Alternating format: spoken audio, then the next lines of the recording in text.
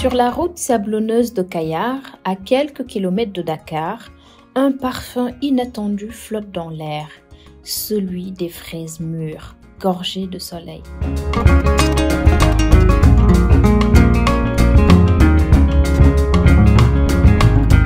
Nous sommes à Bayar, un village où la terre, jadis dominée par les cultures traditionnelles, abrite désormais un projet agricole aussi audacieux que prometteur.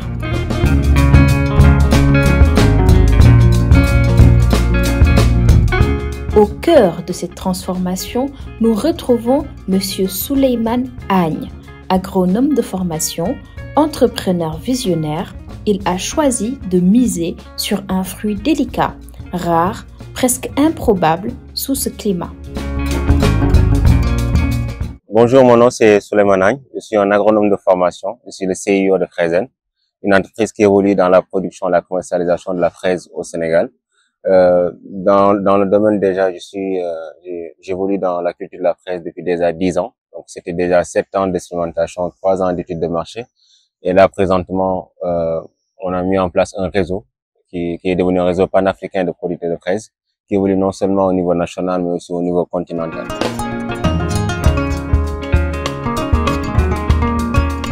Une fraise, ici, c'est plus qu'un fruit, c'est un symbole, celui d'un territoire qui se réinvente, d'une jeunesse qu'on forme, d'un avenir qu'on construit. En fait, comment on a commencé la culture de la fraise? Je peux dire que c'était déjà lorsque j'étais étudiant. Donc au départ, on me disait que c'était une culture qui n'était pas adaptée au Sénégal, qui n'était pas possible. Et comme j'aime pas souvent entendre le mot impossible, je me suis dit que je vais tenter par des expérimentations. Donc en 2010, je pense, j'ai démarré d'abord les tests. Et là, au bout de 6 ans, on a mis en place une itinéraire technique de production nationale qui nous a montré avec toutes ces preuves que c'était possible de le faire au Sénégal. Donc de là, on a vraiment lancé en fait un réseau pour permettre à tous les producteurs sénégalais qui sont au niveau national de se lancer dans la culture et de proposer la même chose.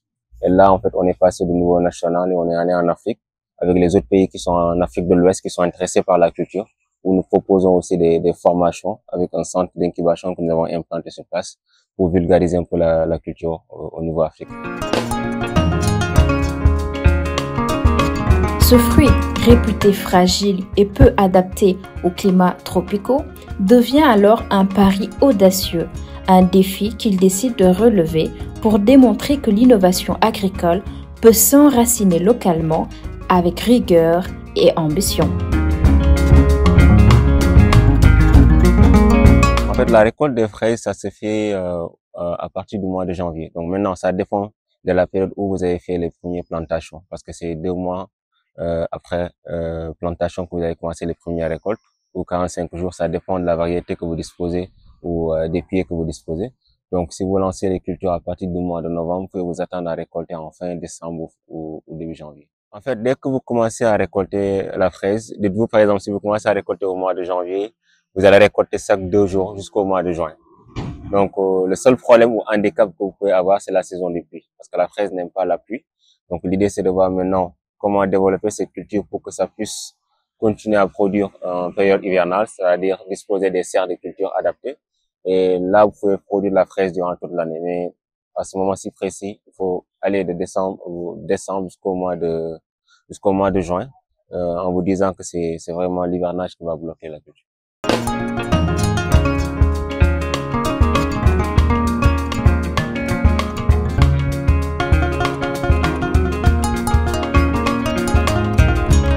En fait, pour ce qui concerne les critères de récolte, ça dépend vraiment du producteur. Parce qu'il y en a qui récoltent pour l'exportation. Donc, ils laissent pas les fraises à maturité. Ils sont à 40 ou 50% de maturité. L'idée, c'est d'empêcher que les fraises pourrissent en mi-chemin d'expédition. Donc, il y en a d'autres, par contre, comme nous préférons récolter la fraise à maturité. C'est-à-dire que quand on a vraiment la fraise totalement rouge et brillante et plus ou moins ferme. En fait, la difficulté qu'on peut rencontrer lors des récoltes des fraises, je dirais peut-être c'est de récolter en quantité d'abord et sans pourtant avoir l'effectif suffisant. Ça, c'est un premier blocage. Et l'autre, c'est-à-dire que la fraise est une culture assez capricieuse qui demande assez d'attention. Donc, ça veut dire que si vous prenez une main-d'œuvre qui n'est pas trop comment dirais-je, précis dans ce qu'ils sont en train de faire, vous risquez de perdre assez de fraises. Donc, ça veut dire que là, il faudra vraiment avoir une équipe qui n'est pas maladroite, une équipe qui est précise dans ce qu'il est en train de faire et vraiment attentionnée. C'est pourquoi nous, on cible de préférence les femmes qui donnent vraiment en fait cette attention aux fraises.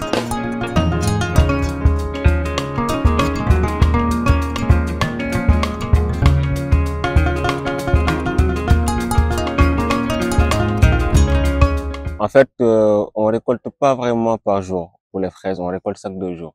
Et sur 1 hectare de fraises, vous pouvez récolter environ 200 à 300 kilos quand vous êtes vraiment en fait en bas de production. Mais si vous êtes vraiment en pic de production, vous pouvez y aller dans les 500 kilogrammes de récolte chaque 2 jours. Ça dépend vraiment du travail que vous avez mis sur cette culture-là, l'attention et tout ce qu'il faut derrière. Après les récoltes, les fraises de préférence, il faut les garder dans des chambres froides.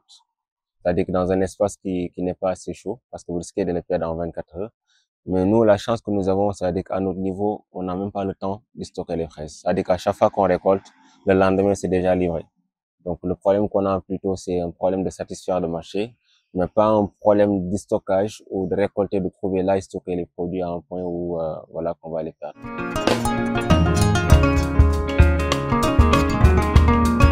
Chez Fraizen, la culture de la fraise suit une fenêtre climatique idéale, maîtrisée grâce à des techniques d'irrigation précises et un encadrement agronomique rigoureux.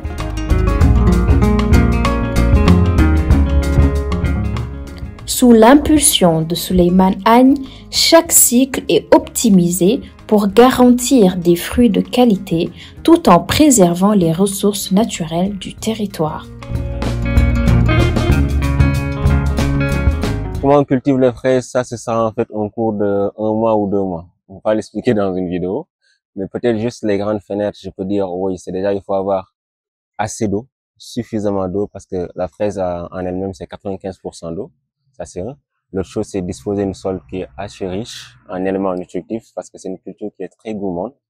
Et l'autre chose aussi, c'est d'avoir suffisamment de fertilisants pour compenser les manquements du sol, mais aussi cultiver au moment donné et surtout aussi être là en fait. C'est-à-dire qu'il faut à tout moment, chaque jour, chaque heure, être à côté de ces plantes-là, les suivre, voir s'il n'y a pas de maladie, s'il y en a traité, voir s'il n'y a pas de besoin, s'il y en a complété. Sinon, c'est sûr que vous allez le voir au moment des récoltes. C'est pourquoi la plupart des gens se disent, j'ai cultivé un champ, 1 hectare de fraises, mais j'ai même pas eu 2 ou 3 tonnes. Et c'est vrai, c'est parce que tout simplement, vous n'avez pas donné assez d'éléments nutritifs aux plantes. S'il n'y en a pas assez, vous n'allez pas récolter ce qu'il faut. Donc, dites-vous oui, c'est une culture qui va demander vraiment une formation au départ pour ne pas faire d'erreurs. Et pour ça, on peut pas l'expliquer dans une vidéo, mais dites-vous que ça demande vraiment d'attention, d'être précis dans ce qu'on est en train de faire et surtout de la technicité.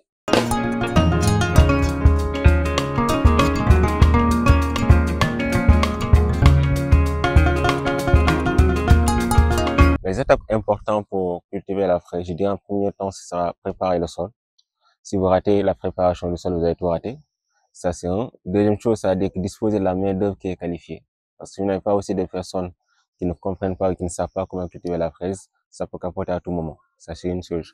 L'autre chose, c'est qu'après la plantation, on doit être là pour apporter, comme je disais tantôt, les éléments nutritifs, les fertilisants, l'eau au moment donné et ne pas sauter ces étapes-là. La troisième chose, c'est vraiment suivre la culture en moment de protection. Donc, ce qui veut dire quoi? Nous, à notre niveau, qu'est-ce qu'on fait pour protéger nos cultures de fraises? C'est-à-dire qu'on met en place ce qu'on appelle un calendrier culturel, c'est-à-dire un calendrier de traitement phytosanitaire. Ça nous permettra à chaque moment de donner ce qu'il faut à la plante. C'est comme si vous avez un bébé, il y a des moments où il faudra les vacciner pour éviter certaines maladies, c'est pareil pour la fraise. Il y a des moments où il faudra vraiment traiter, apporter ce qu'il faut pour l'éviter en fait de faire face à certaines maladies.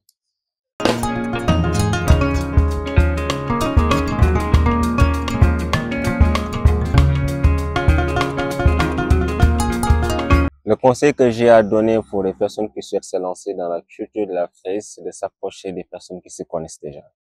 Parce qu'en fait, vous savez, au Sénégal ou en Afrique de façon générale, c'est de juste dire, oui, il a fait, on peut le faire. Mais le problème, c'est qu'il y a des astuces, des petites choses qui peuvent vous échapper en pleine production. Et si vous ne maîtrisez pas la chose, vous risquez de faire des millions en un clic. Donc, l'idée, c'est vraiment ce que j'ai à conseiller, c'est de s'approcher des personnes qui s'y connaissent. Deuxième chose.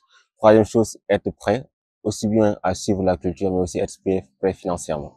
Parce qu'il faut pas le cacher, la fraise est une culture qui demande assez de moyens. Et si on n'a pas les moyens qu'il faut, c'est sûr que vous allez avoir des résultats à un moment donné. Bon, la fraise, je peux dire pour nous, on ne peut pas dire une activité saisonnière. Pour ce qui nous concerne, on peut dire que c'est une activité en plein temps. Parce que nous, on est spécialisé sur la culture de la fraise. Certes, c'est vrai, comme vous l'avez vu tantôt, on fait des cultures comme le tournesol, canola, colza, la moutarde et plein de cultures que nous sommes en train d'expérimenter parce que l'idée, ce n'est pas juste de se figer sur la fraise, c'est aussi de développer d'autres cultures qui sont pas connues ici au Sénégal. Mais en fait, nous, on est de novembre ou je dirais même octobre jusqu'au mois de juin sur la culture de la fraise et de juin jusqu'à octobre, on est sur la production des pépinières de fraisiers et sur d'autres cultures qu'on est en train d'expérimenter. Donc, pour ce qui nous concerne en tout cas, c'est notre cœur de métier, donc c'est une culture en plein temps.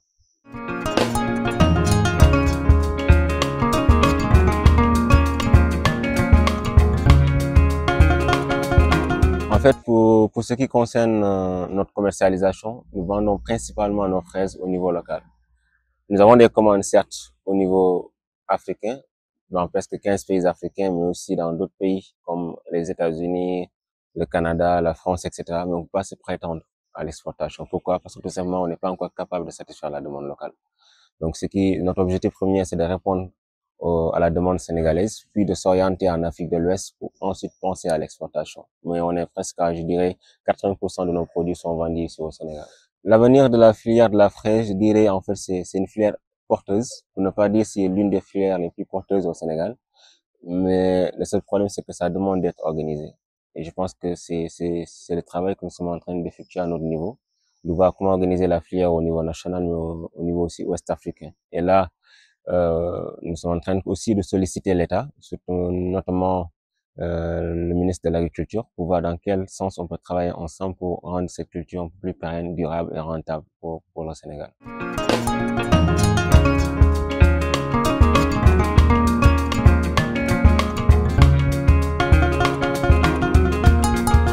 Une anecdote, je dirais oui, c'est le moment où peut-être nous sommes partis de 2000 mètres carrés et comme un bon Sénégalais, décidé d'aller sur 1 hectare parce qu'on pensait tout maîtriser.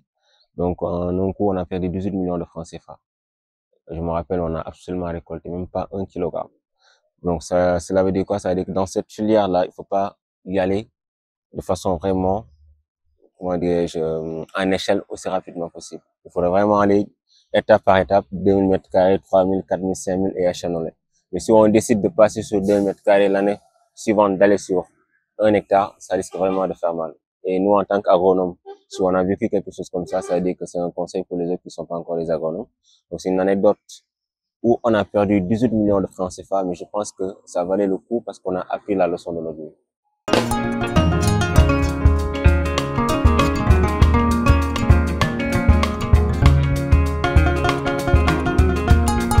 En fait, pour ce qui concerne, par exemple, en tout cas l'agriculture de façon générale, notamment si on doit conseiller peut-être les jeunes Sénégalais qui souhaitent se lancer ou bien même les personnes de la diaspora, je dirais en fait que, en tout cas à ma connaissance, il n'y a pas un secteur qui est beaucoup plus rentable que l'agriculture. Déjà, si on fait une simple approche, il y a personne qui se lève chaque matin sans pourtant chercher à manger quoi que ce soit. Et ça vient nulle part que des agriculteurs. Et avec 17 millions d'habitants, on va y aller plus bientôt sur 20 ou 30 millions d'habitants, avec les générations qui vont venir. Donc, ces personnes-là vont attendre à se faire nourrir. Et l'autre problème qu'on doit faire face, c'est-à-dire que bientôt, il y aura plus d'espace cultivable au Sénégal. Donc, moins d'espace cultivable, plus de population à nourrir. Donc, ça veut dire que c'est des opportunités sur lesquelles on doit faire face. On doit se préparer. Donc, là, ça veut dire quoi? Ça veut dire qu'en fait, il y a des filières, il y a des cultures. Il faut pas juste pas se figer, en fait, sur la fraise. Parce que la fraise, quoi qu'on dise, c'est pas une culture de première nécessité. Il y a des cultures de première nécessité comme le riz, l'oignon et tout ce que vous voulez derrière. Et là, on peut parler, en fait, des chiffres d'affaires de plus de 10 milliards de francs CFA qui sont en train de dormir et qui sont pas du tout valorisés par ces jeunes ou pas encore vus ou sensibilisés, ni aussi par la diaspora. On peut donner l'exemple de pas mal de cultures, comme je le faisais tantôt avec l'arachide, qui est une culture, par exemple, qui est négligée, qui en moins de 6 ou 7 mois peut te faire un chiffre d'affaires de 50 millions de francs CFA si vous allez sur 20 hectares, par exemple.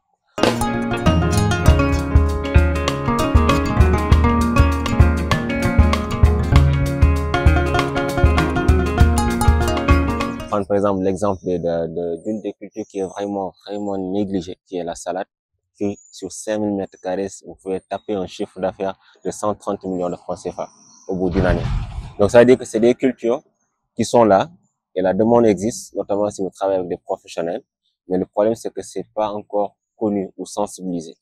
On fait toujours face à des cultures comme où les gens cultivent souvent ce qu'on appelle l'oignon, la carotte, ce qui est connu des Sénégalais. Non, l'idée c'est de vraiment voir comment sortir en fait de ce confort et d'essayer d'aller cibler d'autres cultures qui sont pas vraiment connues des Sénégalais. Et là, je pense que avec un budget de 4, 3, 5 millions, on peut démarrer quelque chose. Pour des gens qui n'ont pas forcément les terres parce que ça coûte peut-être cher, essayer de travailler avec des personnes qui en ont. Ils mettent les moyens financiers et ça devient en fait un partage d'expérience. Ils travaillent ensemble pour générer des revenus. Ça peut être même pareil pour ces jeunes-là qui sortent de l'école, qui a 500 000 ou 1 million de francs CFA, économisés quelque part. Pour moi, c'est beaucoup plus intéressant de l'investir dans l'agriculture. Même aujourd'hui, le fait d'acheter de l'oignon, par exemple, les pailles, et de le revendre à des périodes stratégiques comme la Tabaski pour vous générer de l'argent à un point où ça va vous étonner. Donc, c'est mieux vaut prendre cet argent-là, ne serait-ce que faire de la commerce, c'est-à-dire s'approcher des ménages, acheter de l'oignon, proposer à un ménage, par exemple, de lui vendre 1 kg, 2 kg d'oignon, par exemple, par jour ou chaque 2 jours, vous le livrez. Si vous avez 100 ménages, ça vous fait un chiffre d'affaires de 50 millions de francs CFA au bout d'une année. Alors que peut-être l'investissement de départ ne sert que 1500 francs CFA. Donc, ça veut dire que c'est pas vraiment des choses qu'on peut détailler ici, mais c'est pour vous dire que les opportunités existent. Maintenant, le problème auquel les personnes qui sont ici, qui sont de la diaspora, peuvent faire face, je dirais peut-être c'est un problème surtout d'avoir des personnes de confiance. Parce que c'est là où, en fait, le bas blesse. Souvent, les gens ont les moyens, mais trouver quelqu'un qui est là, avec qui travailler, c'est là où c'est un peu compliqué. C'est là où c'est un peu difficile, par exemple. Et le conseil que j'ai à donner à ce niveau-là, c'est de ne confier personne à votre business. C'est-à-dire que si vous avez un business, c'est un bébé, et c'est qui va confier son enfant à quelqu'un d'autre pour son éducation. Je pense pas, c'est pas tout le monde qui va faire ça.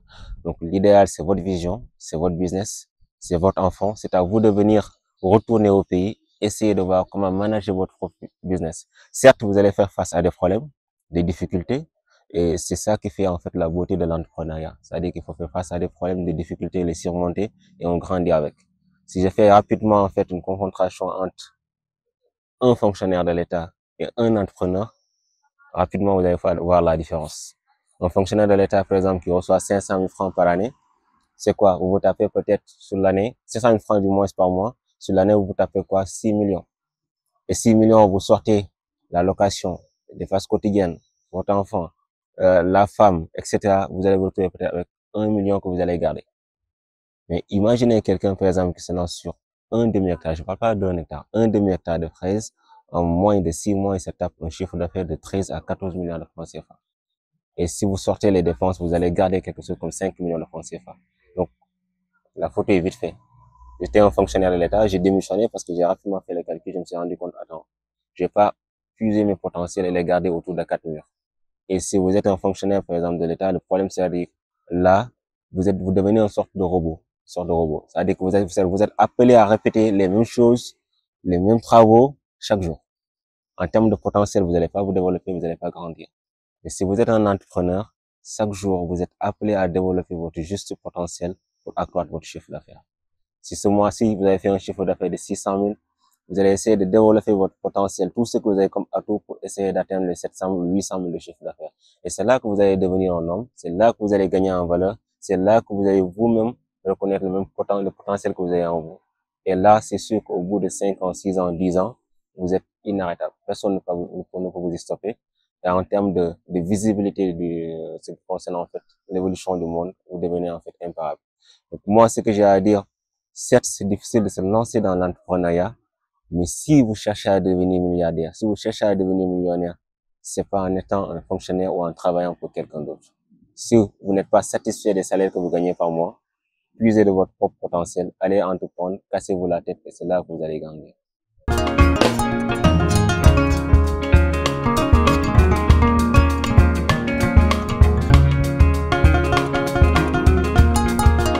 L'autre conseil que j'ai à donner, par exemple, concernant surtout les jeunes.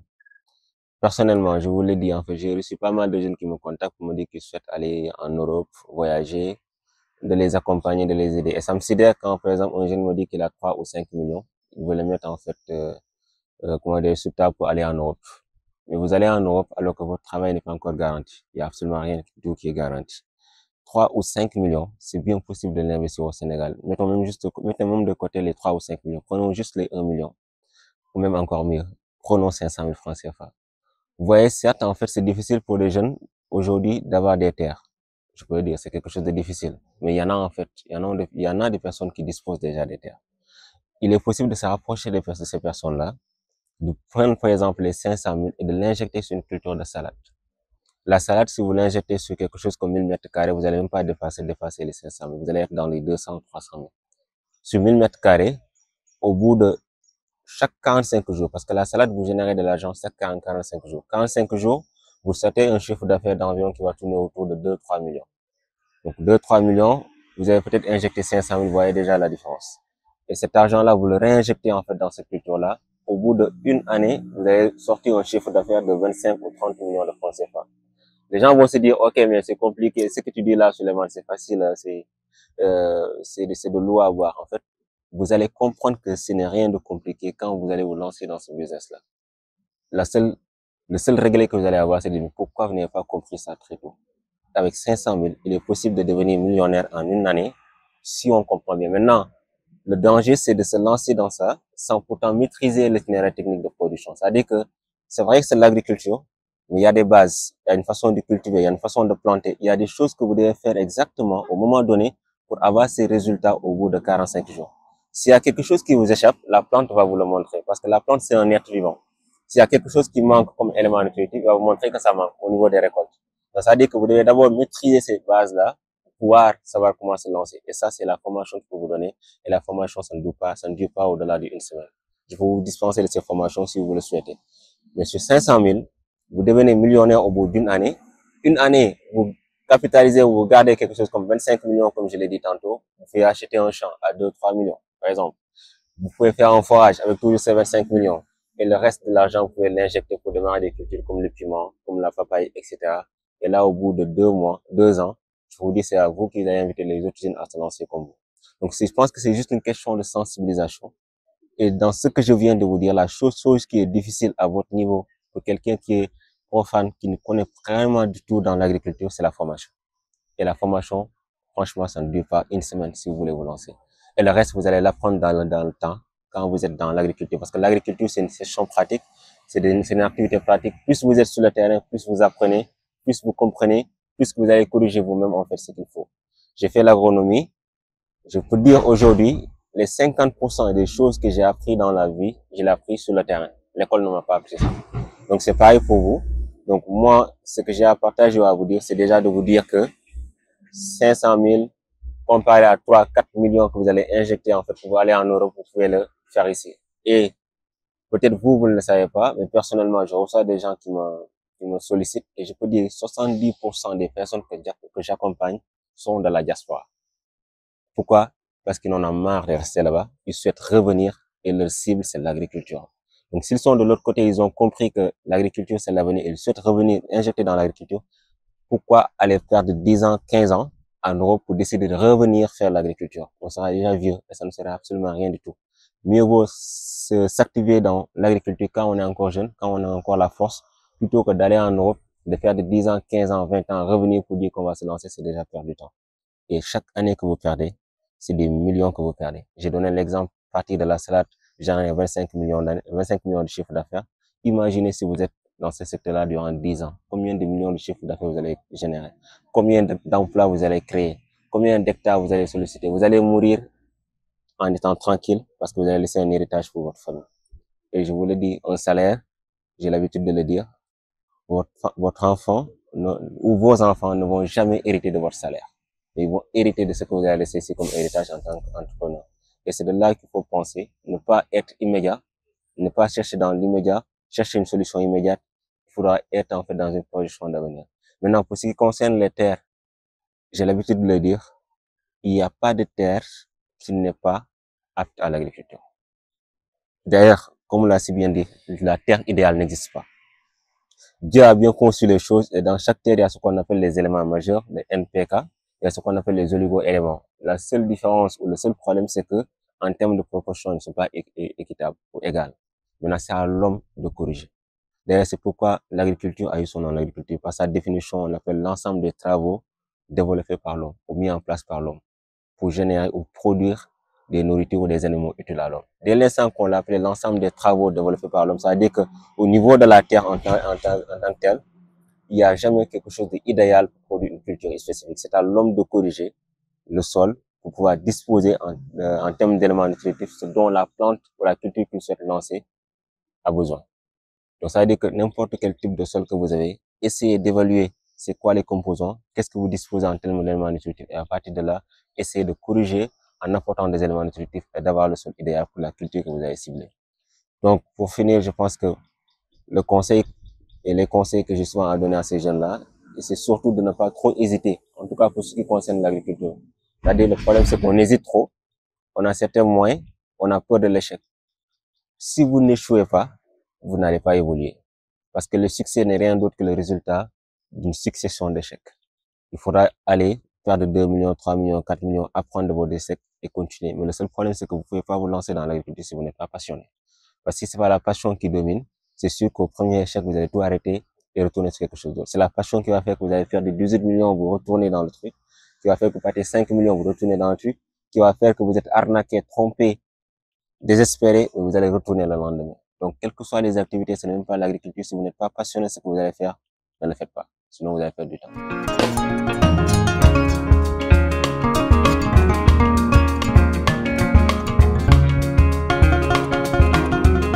Peut-être l'autre chose aussi que je pourrais préciser ou dire, c'est de bien cibler en fait ses associés. Parce que c'est pas même pas l'agriculture, mais c'est dans toute chose. Je parlais tantôt de passion, mais aussi si vous sélectionnez ou vous choisissez une équipe qui ne sont pas passionnés, déjà dites-vous c'est mal barré. Ça c'est une chose. Les associés c'est pareil. Vous pouvez avoir des associés qui sont juste motivés par l'argent ou peut-être par le potentiel, mais ne sont pas intéressés par ce que vous êtes en train de faire. Et je peux donner par exemple l'exemple en fait de mon associé avec qui je travaille, ma femme. C'était une chasse-femme d'État, en quelque sorte. Donc, elle a servi pendant des années dans cette activité-là, mais il a suffi qu'elle frôle un peu l'activité et elle est tombée passionnée, amoureuse de l'activité. Et du coup, elle a démissionné sans pourtant hésiter de son activité pour se lancer dans l'agriculture. Donc, je pense qu'aujourd'hui, c'est l'un de mes meilleurs mains droites, si je peux le dire ainsi, que j'ai, qui m'appuie sur plein de choses, qui m'associe sur plein de choses. Sur le terrain, vous allez penser que c'est quelqu'un qui a fait de l'agronomie pendant des années, mais elle n'est pas du tout agronome. Et je pense qu'aujourd'hui, je peux dire qu'il n'y a pas beaucoup d'agronomes qui sont beaucoup plus qualifiés au Calican. C'est juste pour vous dire que quand on est passionné dans ce qu'on est en train de faire, c'est sûr qu'on n'a pas besoin d'avoir les diplômes. C'est la passion qui va faire que vous allez apprendre, que vous allez faire des investigations, que vous allez faire pas mal de choses. Et c'est vraiment passionnant déjà et intéressant de travailler avec des personnes qui sont proches de vous. J'ai donné l'exemple de ma femme, mais ça peut être un frère, ça peut être un cousin, ça peut être quelqu'un qui vous comprenne et surtout quelqu'un qui voit en fait cet aspect d'entreprise familiale. Et je pense que c'est quelque chose aussi qui peut faire tellement de différence si on vit cet aspect d'entreprise familiale, de voir en fait à côté aussi des personnes qui sont prêtes à vous supporter dans l'évolution.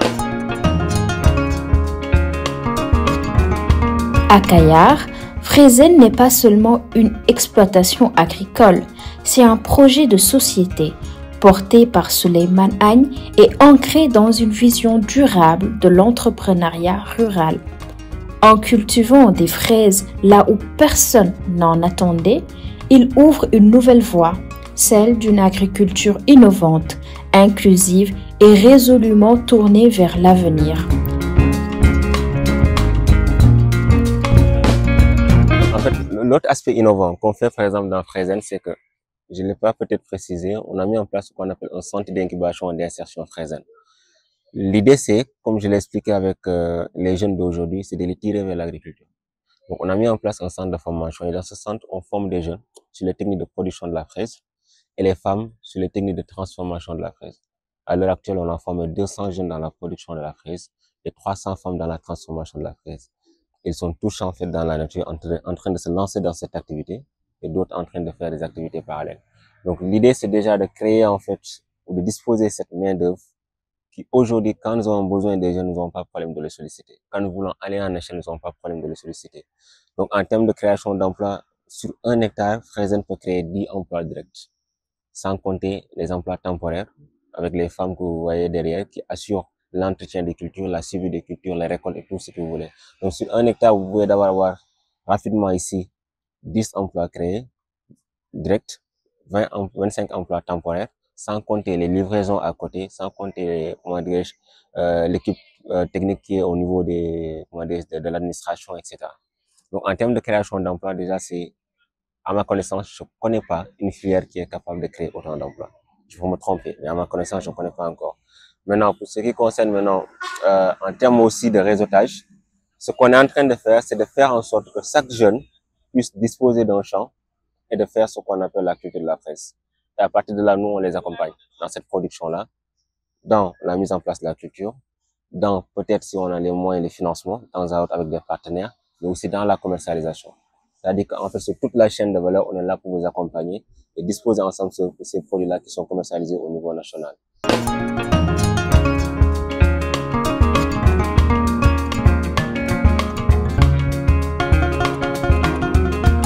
À côté aussi, en fait, nous avons mis en place un programme pour la diaspora que nous avons appelé Champ de fraises clé en main. Le champ de fraises clé en main, c'est quoi? C'est un programme, par exemple, qui permet d'accompagner les Sénégalais de la diaspora qui souhaitent revenir investir au Sénégal, mais qui n'ont pas quand même comment dire, cette disponibilité pour le faire. Donc l'idée derrière, c'est de voir en fait pour ces diasporas-là, on effectue une visite de prospection, on évolue en termes de moyens financiers, ce dont comment dire, le promoteur a besoin, et à partir de là, en fait, on lui propose le champ clé en main. Et nous, de la production, la mise en place des cultures, jusqu'à la commercialisation, on est là pour l'accompagner de A à Z. L'idée, c'est de permettre en fait à ces Sénégalais de la diaspora d'avoir le courage d'investir au Sénégal, de revenir au Sénégal et de se lancer en fait dans la culture de la fraise aussi.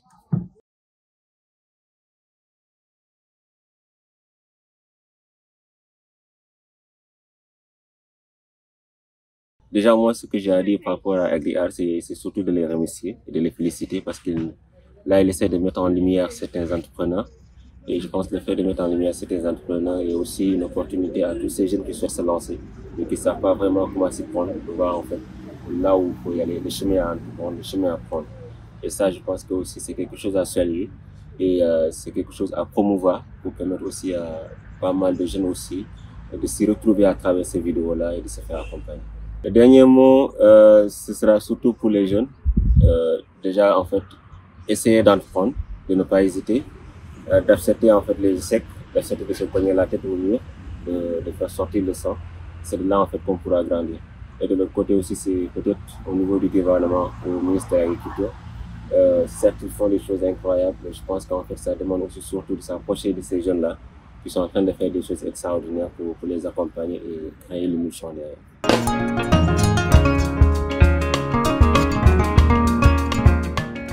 À travers ce reportage, votre chaîne AgriArt réaffirme son engagement pour la valorisation de ces initiatives porteuses de transformation qui réinventent les territoires et redonnent sens au mot agriculture.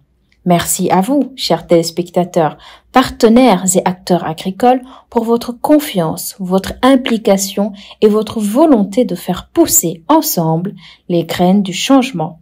À très bientôt pour un nouveau numéro AgriArt.